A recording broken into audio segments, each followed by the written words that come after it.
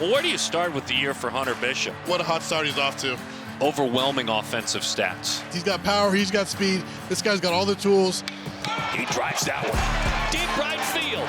Hunter Bishop, who's having an All-American Golden Spikes type season so far. Here's Hunter Bishop. Hunter Bishop just left the yard.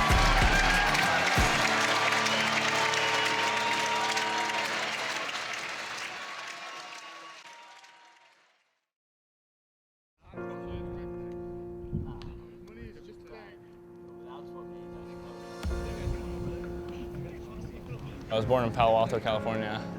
My family was really close. It was me, my brother Braden, my mom Susie, and my dad Randy, just us four. And we were a super tight family. My mom actually was a reserve for the Olympic marathon team in 1984. And my dad just kind of takes a backseat to her. We always joke about it, but he was a pretty good baseball player himself. I think he had an opportunity to go play at UNLV. And my dad was gone a lot for work, so it was always my mom playing with me and my brother, and it was a lot of fun. I always remember her going and throwing to my brother in the backyard. It was really fun to always have those memories of her and think back to that. To be honest, my first love was football for sure. Not that I didn't take an interest to baseball, but it was just my brother's sport, and I didn't want to kind of have the same light as him growing up. So I thought I'd find something different, and I found love in football at an early age and kind of grew up with that, especially throughout high school. Washington asked me if I would go play there. I decided to commit there just because, you know, it was like my opportunity. I was like, that's it. But then the more I thought about it and the more I kind of decided what I want to do in my future, I definitely thought baseball would be a better route. I think it was my senior year where I was like, all right, baseball is definitely something I love. It's not my brother's thing anymore, it's definitely could be mine as well. I tried out for the area code team and I actually made it. And I wasn't surprised, but nobody really, I wasn't even on anybody's radar. I saw him literally for like 3 innings. They put him in at the tail end of the game. I saw his at bat, I saw the way he run, of course the body. And I talked to Ben Greenspan and I said, man, we want that guy. The first time I saw him play was at a showcase in Stockton, California. And he was a late add-on to the showcase. A good time in the 60, if you're 6'6", 6'7", 6'8", that's moving pretty well. And he ran like a 6'5" at the showcase. And I remember there was another Pac-12 school there, and I said, who was that just ran that 6'5"? He said, oh, that's Hunter Bishop, he's a pitcher. I remember thinking to myself, not anymore. I remember that day just thinking, what a physical specimen. 6'4", he ran that well, and the batting practice he took was absolutely electric. When I was talking to his father, Randy, they informed us that he'd committed to play football, wide receiver at Washington. I said, I'm calling you not as the Arizona State baseball coach at this point.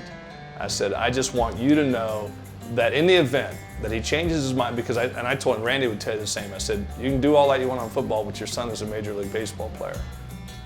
And then I think like 2 weeks went by, and out of the blue, get a call from Randy to say, hey, you know what? We've really been kicking around the idea of baseball. We'd love to come look at the campus. Coming out here was a huge decision, and I took a leap of faith and came out here and visited. The rest is history. I decided to decommit from Washington and come here, which was probably the best decision of my life. I could tell something was wrong with my mom for a couple years. Like, she was just starting to make decisions that I didn't really understand, and she'd always been so bright. So I was just kind of questioning, you know, what was going on with her, and I didn't assume anything really bad, as no one would. I'd say going into my senior year, I remember coming home one day and my mom and dad just asked me to sit down on the couch, and I had no idea what was going on. So I remember them sitting me down, and my mom, like strongest person I know, was like super strong about it, and my dad was in tears, and my dad never cries. I just remember my mom telling me she had Alzheimer's and she was dying. She knew what was being taken away from her, obviously her kids and her husband and her life and her job. If you know anything about early onset Alzheimer's, there are no survivors. I want to say the first year, nothing really like clicked in my mind that she had Alzheimer's or she was dying. But then as time went on, you know, she started to get skinnier and she started to even get worse with her thoughts and how she spoke and how she conversated with people. It definitely got worse as time went on.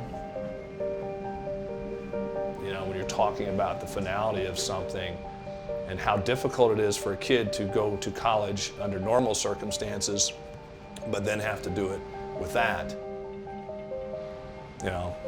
Just tough to deal with, but I think we've all kind of rallied around that, put our arms around him, because this kid's dealing with a lot. It just isn't about baseball.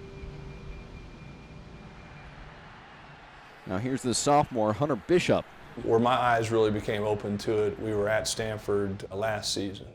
Bishop playing right field today, batting .253. And that was right in their backyard. And in fact, his mother came to the game, and I hadn't seen Susie in almost a year at that time, but she was down to under 100 pounds. And when you take a step back and you realize the emotional impact of seeing, because we're not seeing his mother, well, he's here with us, so he's probably not seeing her too.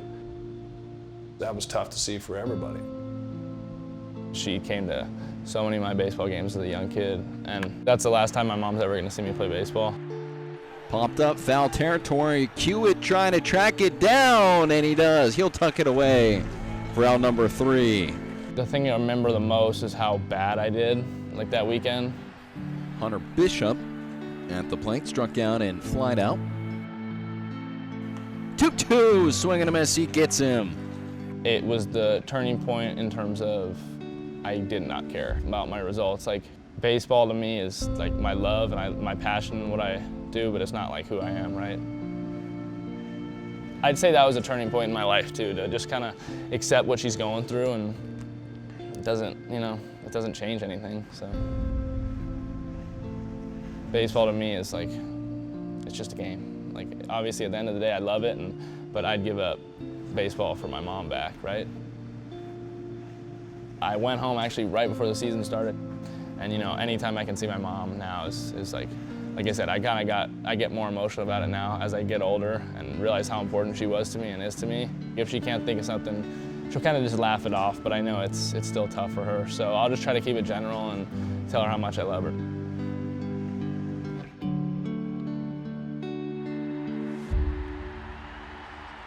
Hunter Bishop may win a Golden Spikes if he keeps this up. He has come of age this year. Lefty, righty, it doesn't matter who's on the mound. This guy is getting it done all season, and he's been a machine all year.